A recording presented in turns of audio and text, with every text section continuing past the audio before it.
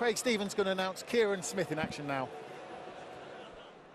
Well, ladies and gentlemen, Eddie Hearn's Matchroom Boxing proud to bring you 6 3-minute rounds in the super welterweight division. Our timekeeper, Jim Kirkwood. Referee in charge for this one from Hamilton, Mr. Kenny Pringle. Introducing in the red corner. Wearing the black shorts with white trim, weighing in 11 stone, 1 pound 4 ounces.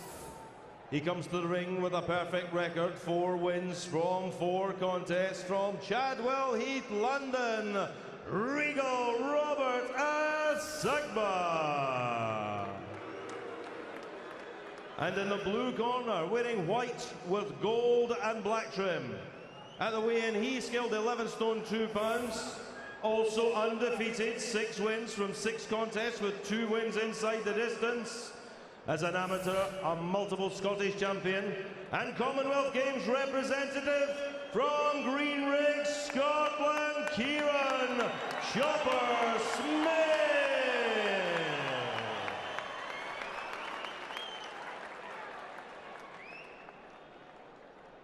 Right, boys, you both know the script. Listen to me all times, defend yourself at all times. Touch gloves.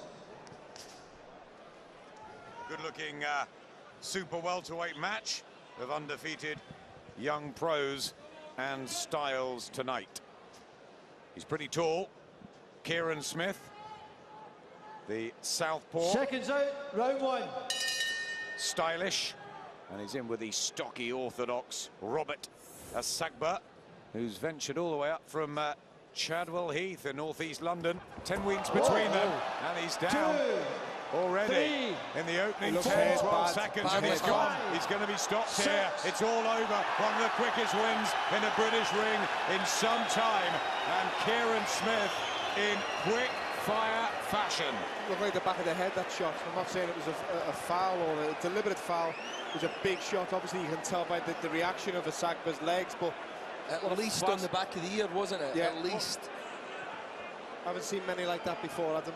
Wow. He was badly hurt. You could just tell with the way that he went down, Paul, couldn't you? Yeah, southpaw orthodox stance, a tangle of the legs, the lead leg from the southpaw and the lead leg of the orthodox came together, twisted round, and a shot to maybe the back of the ear. The back, we don't know yet until we see the replay, but definitely hurt Asagba. Everybody crowding around our monitors to see the replay of this. Let's have a listen.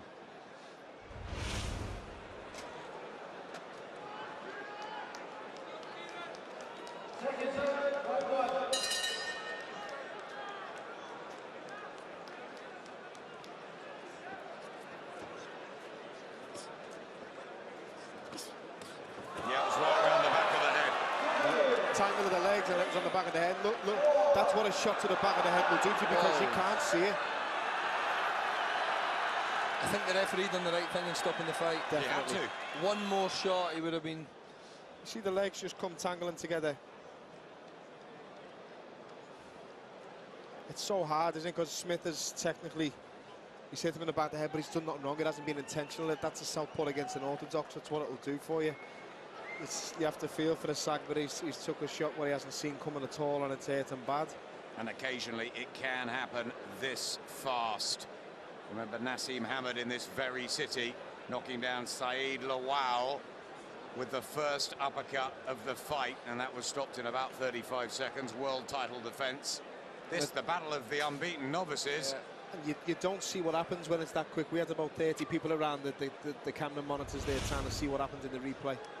Extraordinary finish. Kieran Smith wins.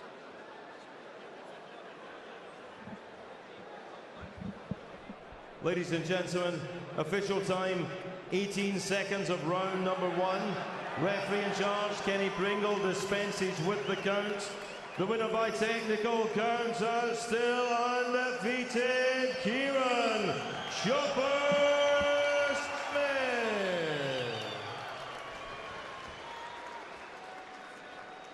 Well, Johnny, big chance for Kieran Smith to impress a wider audience, and he certainly took that this evening. He did. Asagba was actually unbeaten going into that fight. For Kieran Smith, he took advantage of the shot. A little bit of a cheeky one just behind the ear, messing up the balance. It's one of those shots you can't get over or get your balance back from, but he was sharp.